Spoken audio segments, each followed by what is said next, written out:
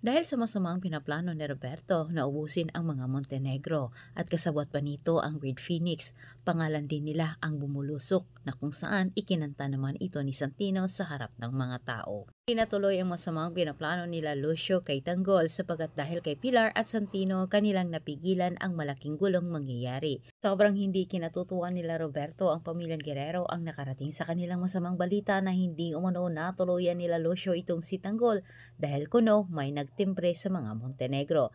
Bagay naman naging palaisipan ito para kay Roberto at Miguelito. Sa gitna nito ay ipinagpatuloy pa rin nila ang kanilang pangangampanya at si Rigor ang bukod tanging susi para sa kanila para tuluyang masira itong si Tanggol sa mga tao.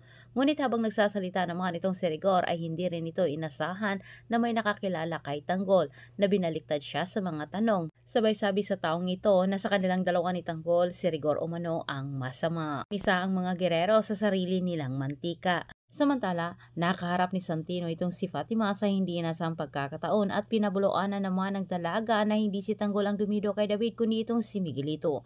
Dito napagtanto ni Santino na mali umano ang siniksik ni Rigor sa kanyang utak, mali ang kanyang pinaniwalaan at hinusgahan ang kanyang kapatid. Sa puntong ito ay nais bumawi ni Santino kay Tanggol kahit pinigilan din niya ang pagsabog ng bombe at siya'y nagtagumpay naman. Ngunit nag-alala naman itong si Santino para kay Rigor ngayong nasa mga puder umano ng mga Guerrero ang kanyang ama. Inisip ni Santino kapag makarating umano kay Rigor ang pagsasalita ni Fatima, siguradong sasabog umano sa galit itong si Rigor at hindi nito mapigilan ang sarili at madedo pa itong si Miguelito, ikakapahamak umano ng kanyang ama.